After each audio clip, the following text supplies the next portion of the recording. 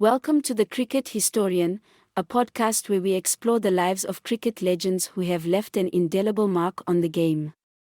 In today's episode, we dive into the life of one of the most unconventional and unorthodox cricketers to have ever graced the game, Shivnarine Chanderpaul.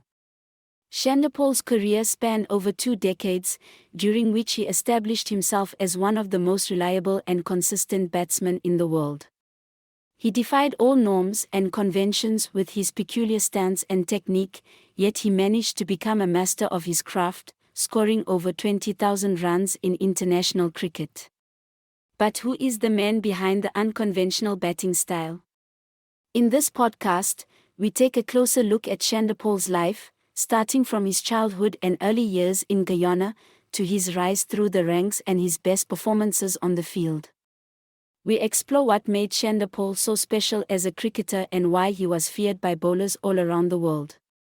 We'll hear from other players who played alongside or against him, as they share their experiences and insights on what made him such a unique and talented batsman. And lastly, we'll delve into Chanderpaul's personal life and uncover some interesting facts and anecdotes about the man off the field. So, sit back, relax, and join us on a journey to discover the life of one of the greatest cricketers of our time, Shivnarine Chanderpaul. Childhood. Chanderpaul was born in Unity Village, Guyana in 1974. He grew up in a small village with his parents and 8 siblings. Cricket was a popular sport in the area, and Chanderpaul started playing at a young age with a homemade bat and ball. Chanderpaul's talent was evident from a young age, and he quickly caught the attention of his coaches. He played for his school team and then for the Demerara Cricket Club, where he scored a century on his debut at the age of just 17. But it wasn't until 1993 that Chanderpaul made his debut for the Guyana national team. He was just 19 years old at the time, and his performance in his first match was nothing short of impressive. He scored 89 runs in the first innings and followed it up with 53 in the second innings. It didn't take long for Chanderpaul to establish himself as a key player in the Guyana team. He was known for his unorthodox batting stance and his ability to play long innings. He was also a solid fielder and a useful spin bowler. Chanderpaul's performances caught the attention of the West Indies selectors, and he made his debut for the national team in 1994 against England. He had a slow start to his international career, but he soon found his feet and became a regular member of the team. Over the years, Chanderpaul established himself as one of the most reliable and consistent batsmen in the world. He scored over 20,000 runs in international cricket, including 30 centuries and 66 half-centuries. He also held the record for the most test runs by a West Indian until it was broken by Brian Lara. Chanderpaul's rise to the national team was a testament to his hard work and dedication. He overcame the odds to become one of the greatest cricketers of all time. Best performances. Let's start with Chanderpaul's 137 against India at Barbados in 1997. This innings was played on a difficult pitch, which made it even more remarkable. Chanderpaul scored the highest individual score of 137 in the Windies' total of 298, with the next highest score being only 37. This innings proved crucial as the next 3 match innings had scores of 319, 140, and 120, making it the only innings in the match that reached close to 300 runs. By the 4th day, the pitch was unplayable, and India were bowled out for just 81 runs while chasing a mere 121. Moving on to his 100 off 72 balls against Australia in Georgetown in 2003, it is worth noting that West Indies lost the match, but Chanderpaul's performance was exceptional.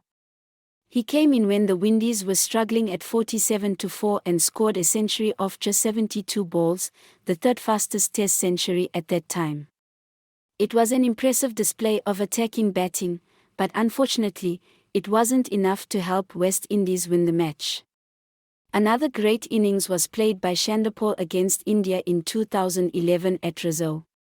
India had already taken the lead in the series, and Chanderpaul's 116 of 343 balls in the third test was crucial for the Windies.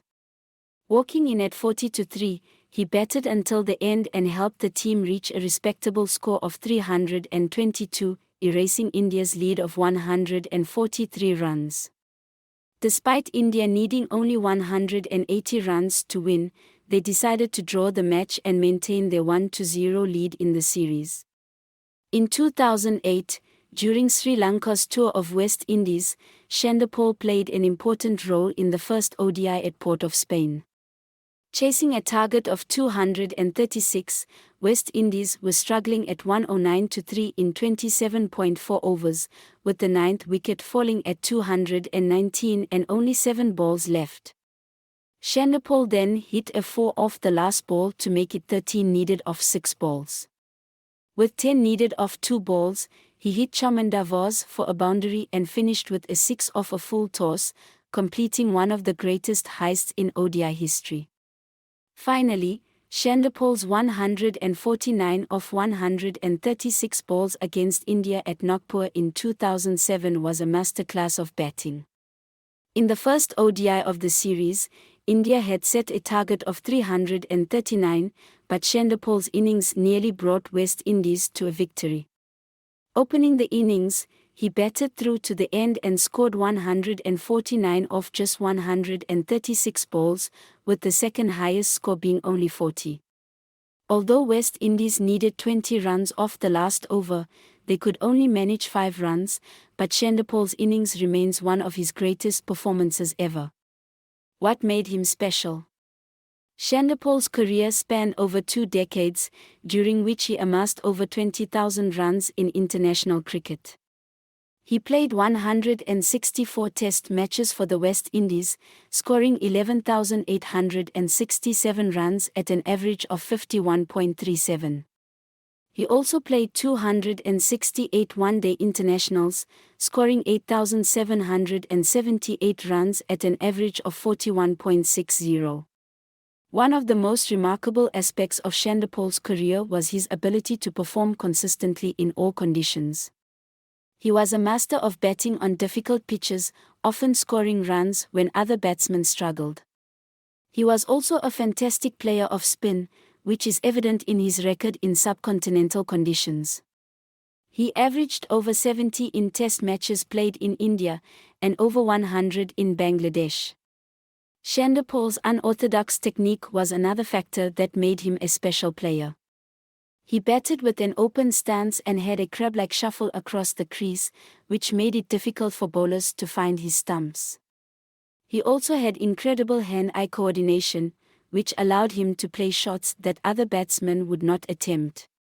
One of Chanderpaul's most notable records is his streak of 87 consecutive test matches without missing a game.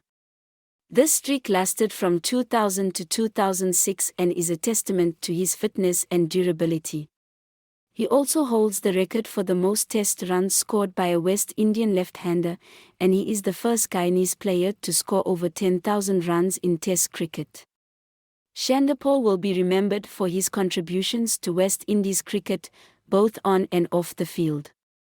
He was a respected leader and a mentor to younger players, and he played a significant role in the development of cricket in the Caribbean. He was also a fantastic ambassador for the sport, representing the West Indies with dignity and class. What others say.